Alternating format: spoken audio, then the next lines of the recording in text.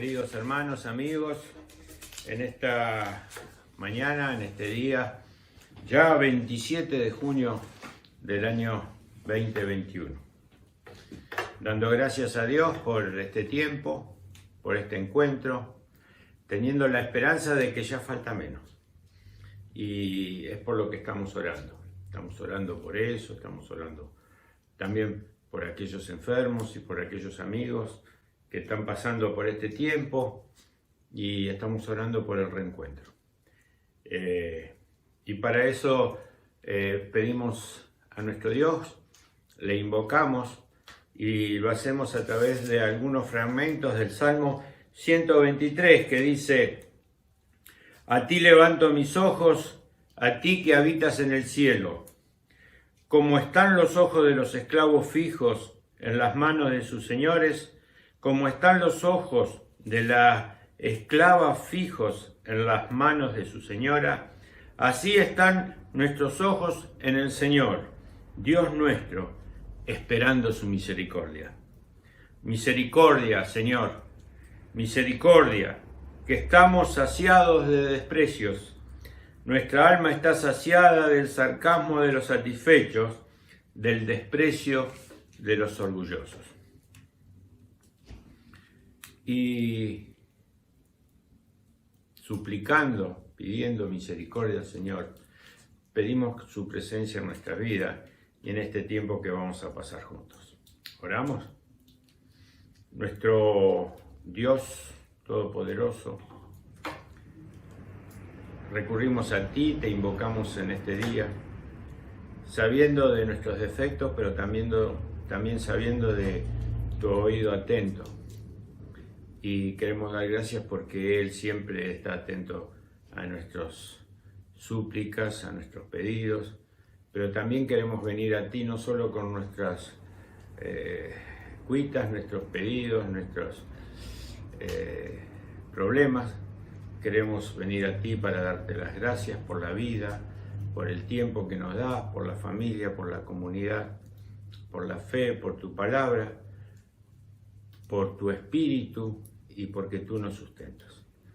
En ese sustento nos confiamos sabiendo que vos nos tenés agarrado de tu mano fuerte y no nos vas a dejar caer. Por eso nos ponemos en tus manos en este tiempo que vamos a pasar juntos, deseando, queriendo, anhelando, implorando que tu Espíritu Santo esté guiando nuestras mentes y nuestros corazones. En el nombre de Jesús. Amén.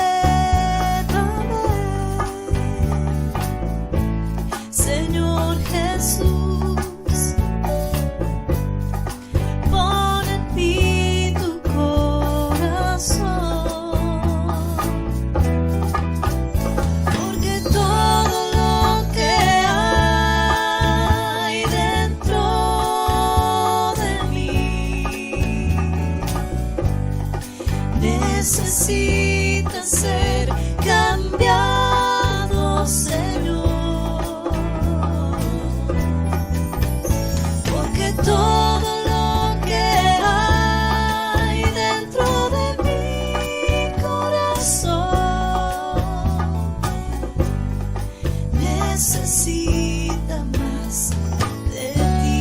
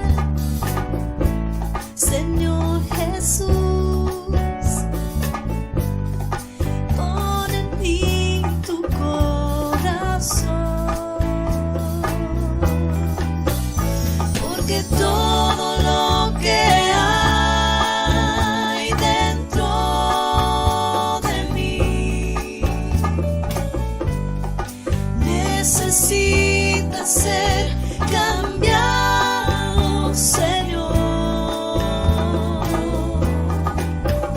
porque todo lo que hay dentro de mi corazón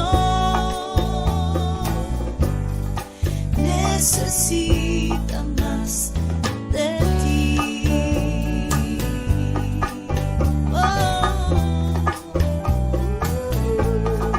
Necesito más de ti, Señor. Necesito más. Necesito más de ti, Señor.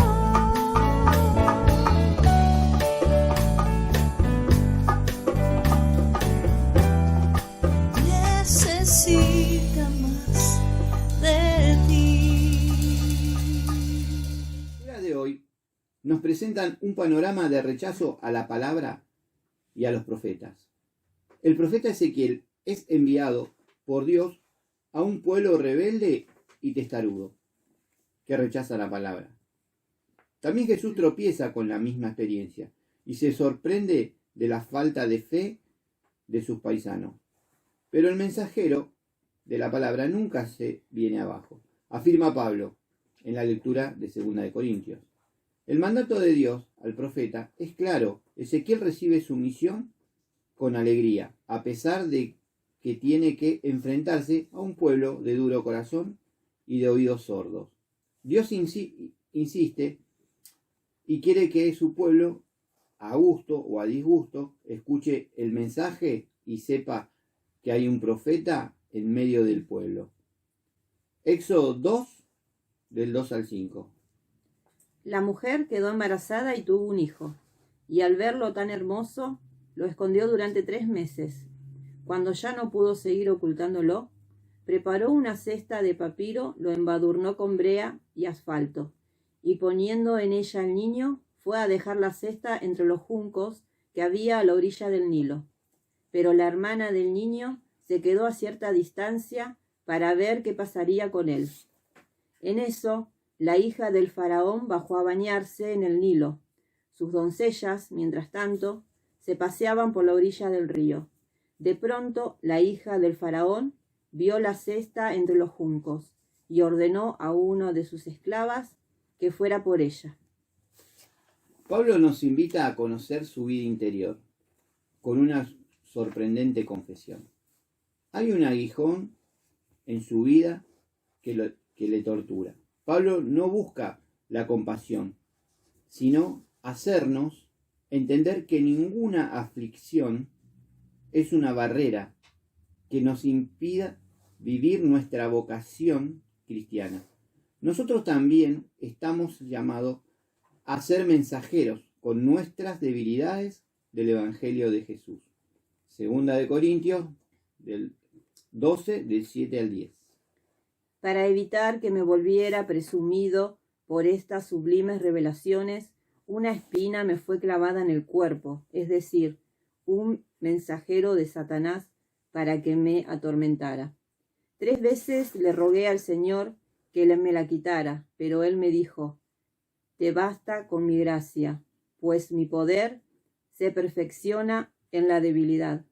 Por lo tanto, gustosamente haré más bien alarde de mis debilidades, para que permanezca sobre mí el poder de Cristo.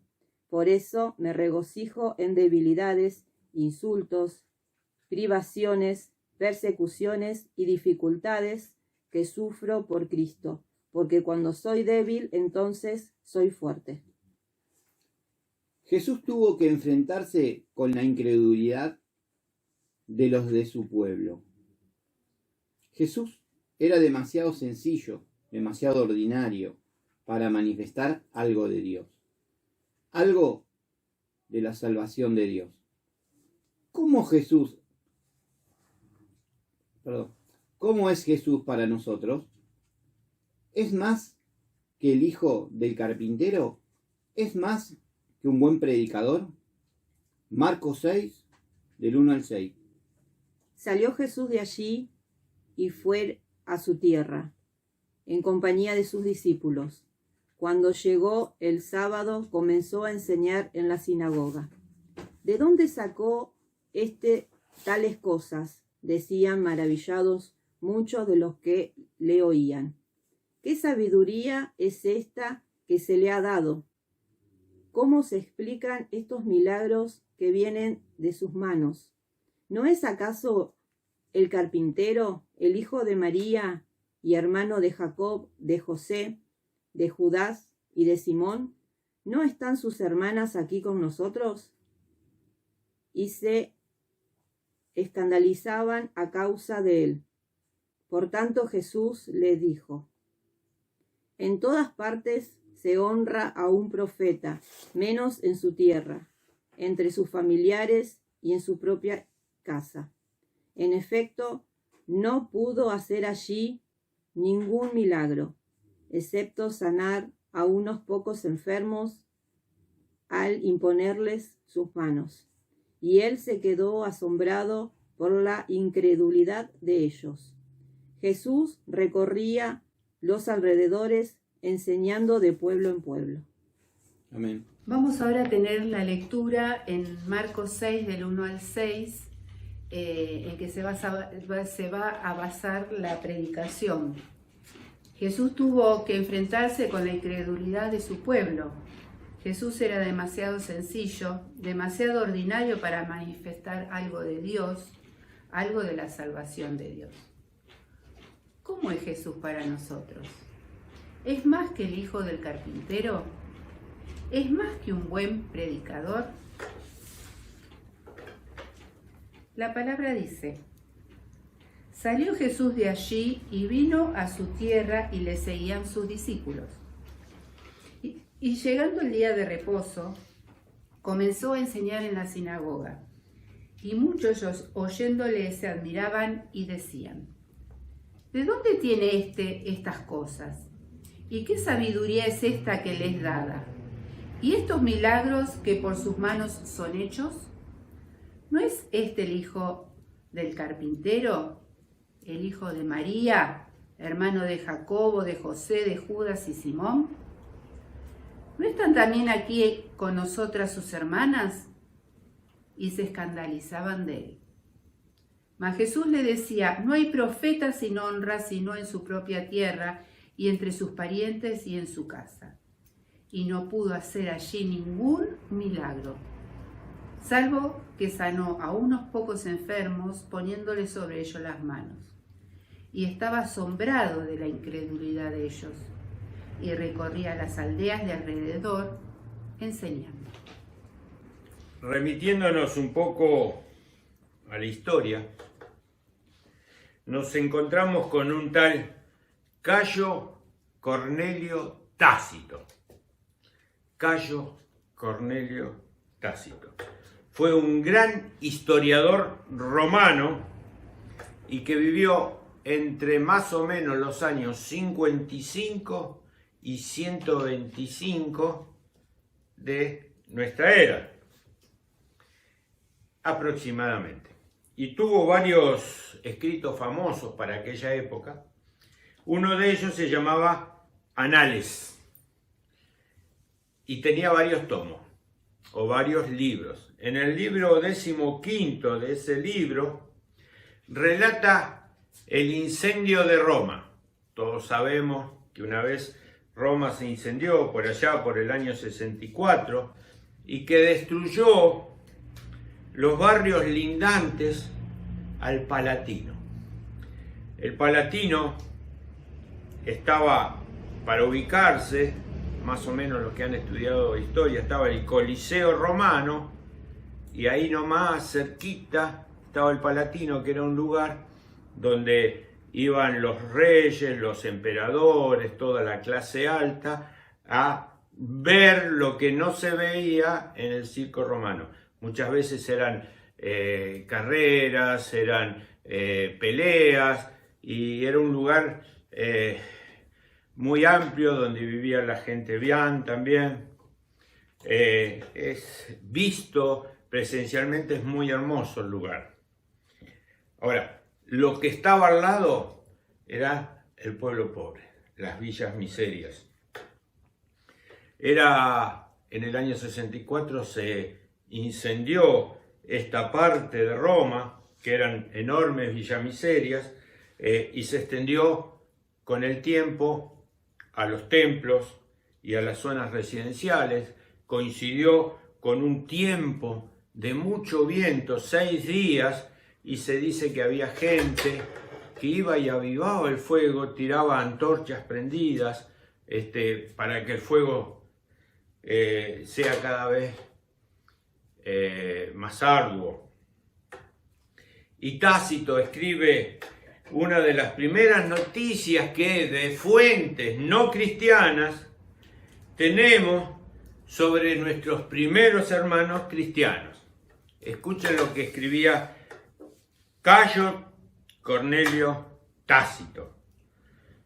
Luego, para acabar con este rumor, Nerón culpó y aplicó refinadísimos tormentos a los que el vulgo llamaba cristianos, odiosos por sus maldades.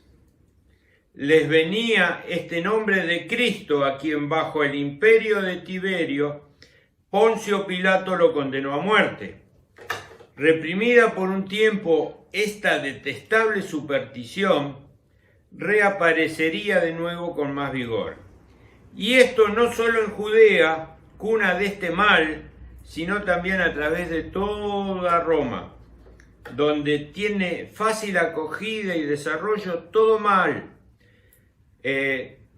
todo lo más atroz y vergonzoso del mundo. Primeramente, fueron apresados los que declaraban su fe.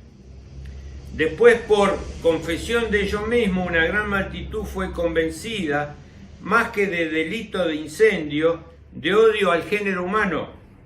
No contento con hacerles perecer, Nerón añadió los siguientes escarnios.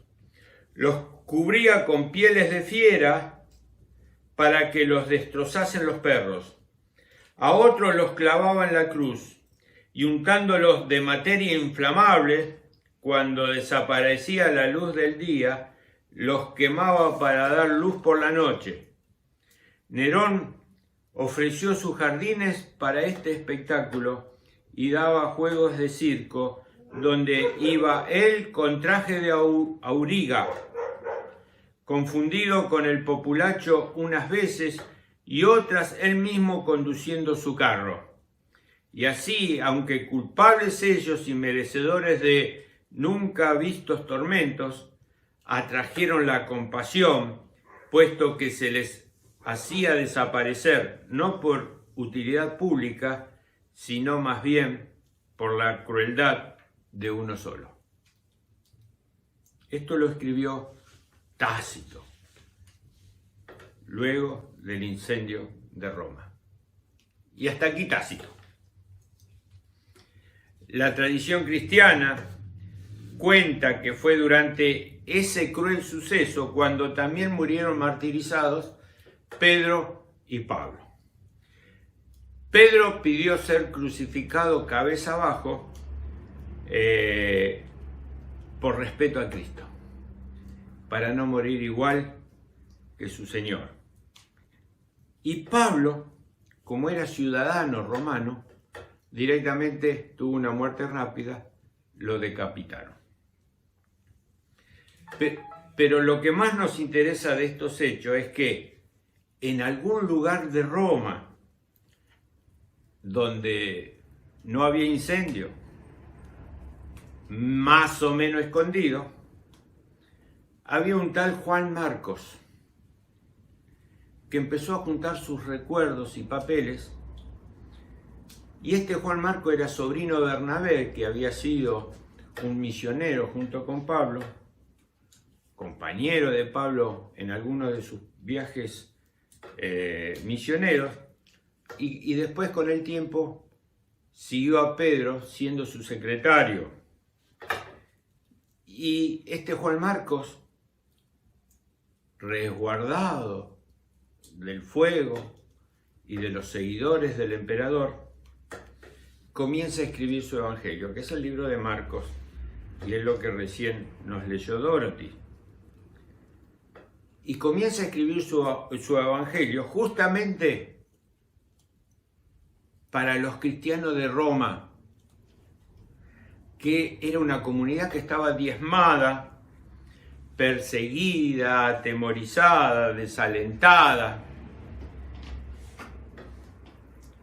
que sobrevivieron a esta etapa y empezaron a crecer como comunidad.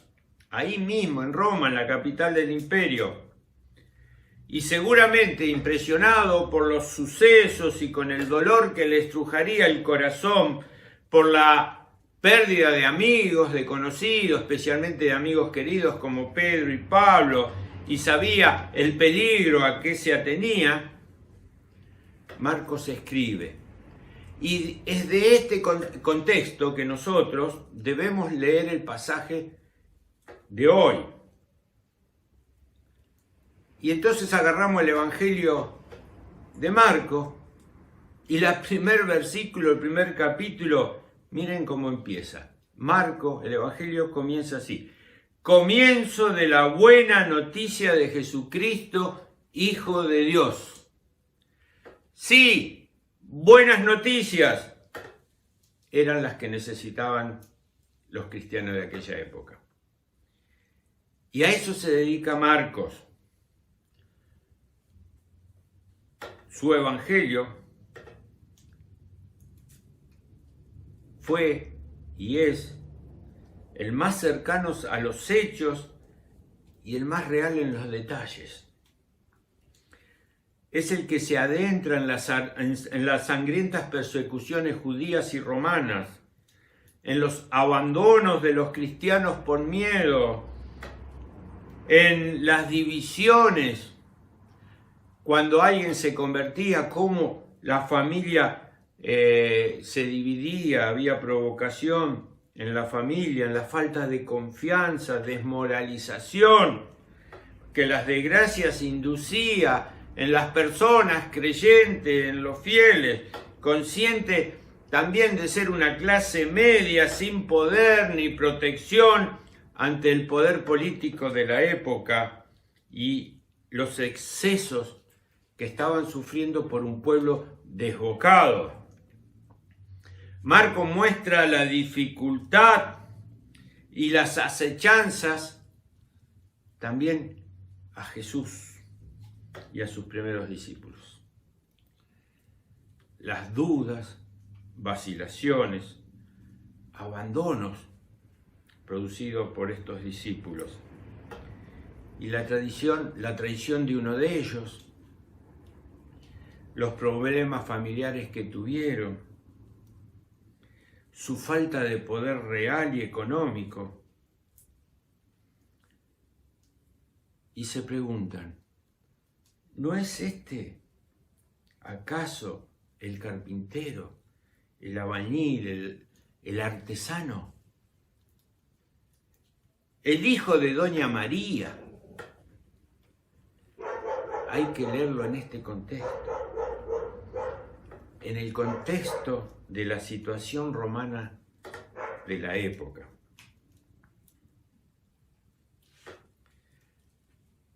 El pasaje nos está señalando uno de los momentos del progresivo distanciamiento y acoso que sufrirán Jesús y sus discípulos de parte de sus compatriotas, de sus connacionales, y que al fin lo van a llevar a ser ajusticiado por los romanos.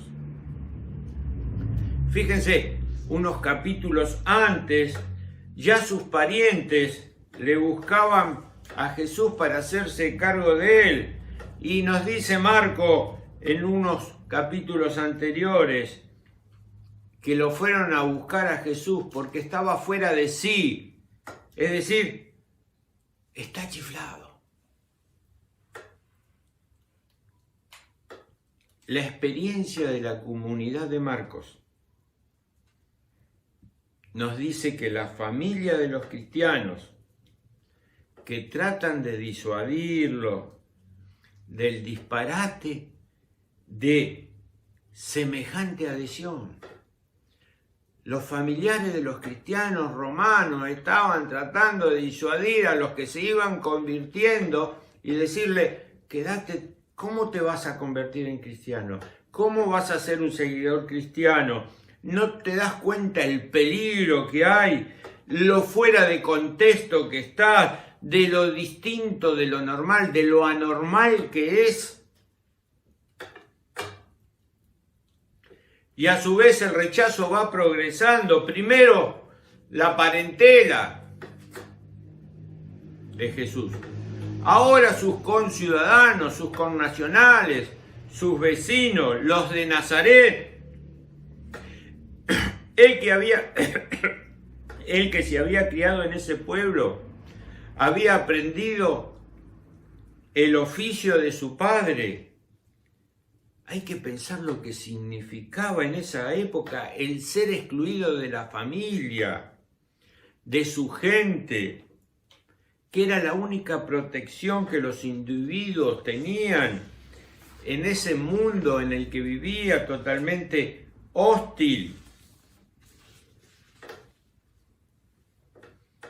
Y Marco acá nos hace notar el escándalo que se produce en el pueblo. La distancia que hay entre lo que él dice y las obras que le dicen que hace y lo común de su origen.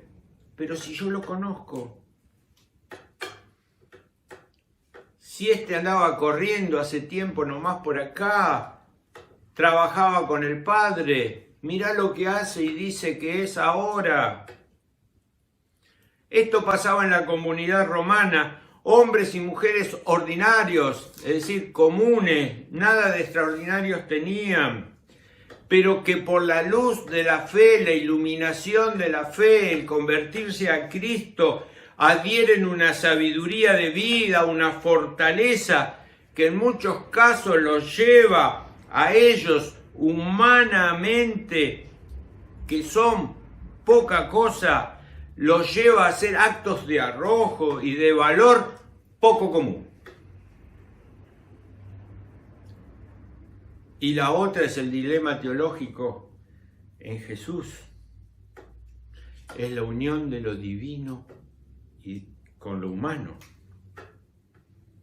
que es el misterio de la comunidad de la fe, formadas por personas en general de poca valía, personas que somos comunes o que eran comunes, como cualquiera, y a su vez vivir una calidad divina. Eso es lo que tenemos los cristianos. Somos personas comunes, pero tenemos naturaleza divina. El poder que lleva al ser humano a caminar por el camino de la santidad y con destino a la vida eterna. Es notorio también en el pasaje que Jesús entra y predica por última vez en una sinagoga. También Marcos, en sus recorridas, iba con Pablo y con Pedro, y lo primero que hacían cuando entraban en una ciudad, iban a sus paisanos y le pedían permiso para hablar en la sinagoga. Pero eso ya se había acabado. Terrible para los cristianos de origen judío, porque los habían apartado del trato con sus paisanos, perseguido también, además, por los paganos. El judaísmo oficial, la religión oficial de los judíos, hacía rato que había cortado con los seguidores de Jesús, los habían expulsado del templo de Jerusalén. Pero además se habían convertido en enemigos del judaísmo. Algunos historiadores cristianos atribuyen a los judíos el que hayan asegurado a Nerón que acusara a los cristianos del incendio producido en el año 64. Viendo el contexto todavía, Era una sociedad estructurada alrededor de la familia. Y en una sociedad así resultaba grave el que uno fuera rechazado por los suyos. Peor, que esa persona trajera un escándalo para la familia. La vergüenza de un miembro de la casa se transformaba en la vergüenza de todos. Y ahí, en tiempos de Marco, el que uno fuera cristiano podía traer problemas serios a la familia. No era raro que los mismos familiares fueran los que trataban de disuadir a las personas de que no se hicieran cristianos, y hasta a veces los entregaban para evitar penas y castigos. En una de sus reflexiones, el mismo Tácito, recomienda a los príncipes que deben ser castigados no solo los rebeldes, sino también sus familiares, incluso aquellos que no los han apoyado, pero tampoco los han denunciado. Y sin llegar a esos extremos, bien sabemos cuántas veces son las mismas familias las primeras que apartan de la fe a los que en ellas quieren vivir realmente como cristianos. En el pasaje también hay parientes mencionados de Jesús, hay discípulos de Jesús. Uno de ellos es Jacobo, Santiago, que era líder en Jerusalén. El otro era Judas Tadeo, que después escribió el libro de Judas allá, terminando el Nuevo Testamento, ahí pegado con el Apocalipsis. Finalmente, para redondear, Marcos acusa recibo de la queja de los cristianos romanos perseguidos por la falta de intervención divina. Los cristianos decían, bueno, Dios no me ayuda. ¿Cómo puede ser que el Señor no intervenga milagrosamente para salvarnos de nuestros males, de la muerte, de las mutilaciones, de la prisión, de la pobreza? Y Marcos contraataca y plantea, ¿no será al contrario que a ustedes les falta fe? Que la excesiva familiaridad con Cristo cuando todo iba más o menos bien los ha hecho menos fuertes en sus convicciones, menos adheridos al Señor. ¿No será que les falta esa fuerza en la fe primera que tuvieron? Y que ya se han acostumbrado a ser cristianos sin exigencia, sin mordientes, sin compromiso serio. No son ustedes los que tienen que escandalizarse porque Dios no intervenga de forma milagrosa. Es Jesús quien se asombra de su falta de fe. Así termina el pasaje. Y por eso dice Marcos, no pudo hacer allí ningún milagro. La autocrítica para los cristianos de todos los tiempos. ¿Seremos nosotros los que frecuentamos los cultos todos los domingos? ¿Que tomamos la Santa Cena? ¿Seremos nosotros los de la familia de fe? Los que pertenecemos a su pueblo, los que estamos acostumbrados a escuchar el Evangelio y la palabra de Jesús tantas veces que ahora apenas le prestamos atención. ¿Serán nuestros corazones el lugar donde Jesús no es reconocido? y por eso no nos puede convertir cada día, porque seguimos con nuestras mismas cosas todos los días sin prestar atención a lo que la palabra dice, lo que escuchamos en la predicación, el significado de la Santa Cena, el tiempo de oración, el tiempo devocional que tenemos, que nos entra por una oreja y nos sale por otra. ¿Será esa falta de empatía la que no nos permite vivir intensamente el milagro de ser realmente cristianos y convertirnos cada día?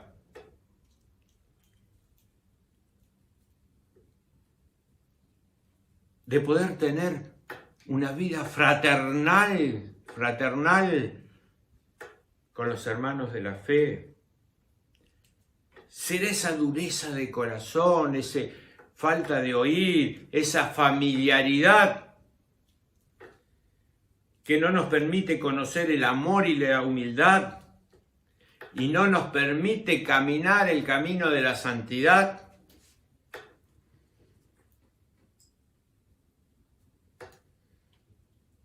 Señor Jesús, no seas nunca con tu silencio, con tu cruz, con tu camino duro, no seas nunca para mí motivo de escándalo. No tenga yo nunca que asombrarte con mi falta de fe. Dios nos bendiga en esta mañana y nos permita aumentar nuestra fe.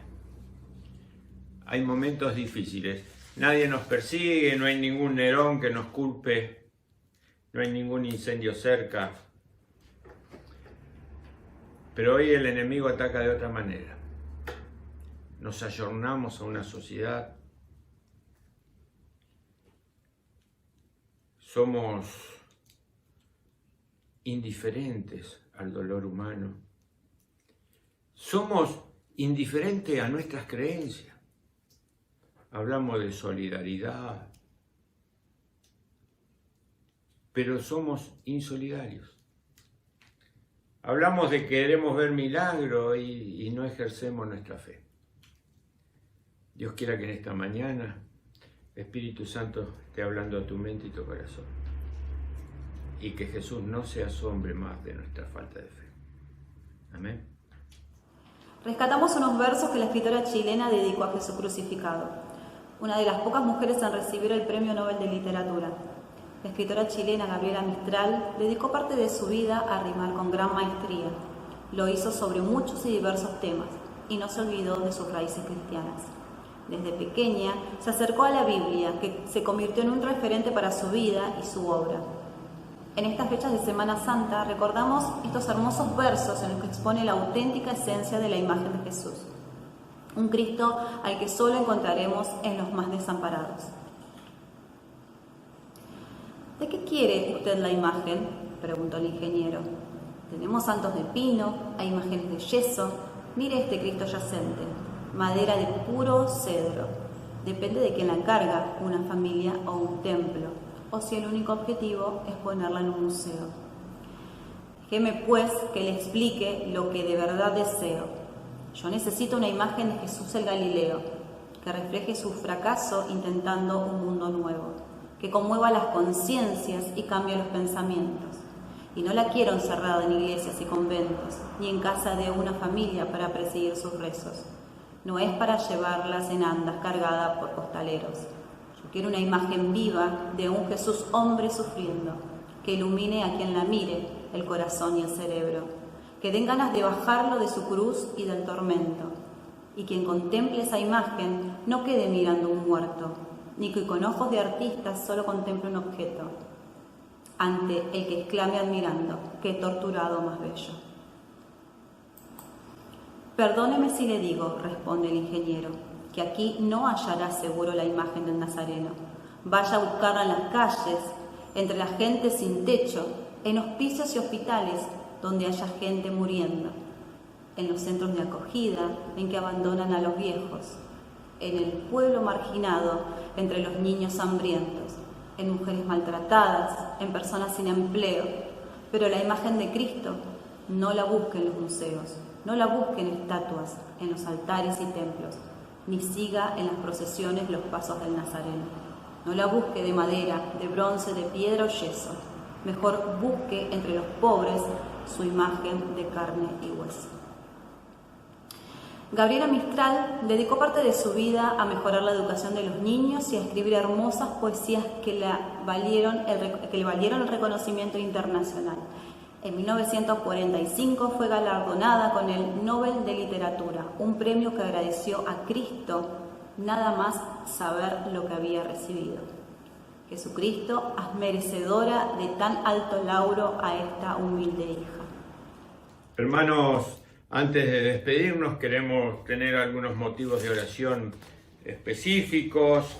Nos acordamos básicamente de nuestras hermanas Yolanda, que estaba un poco con esa erisipela el otro día, Cloti por su ojo, que lamentablemente está viendo muy poco y no sabe si la van a operar o no. Doña Jesús, ahí que lleva 1 año y pico sin salir de su casa. Por Patricia Castellán, una hermana que se congregó con nosotros un tiempo, allá lejos y hace tiempo, está pasando con el COVID, está brava.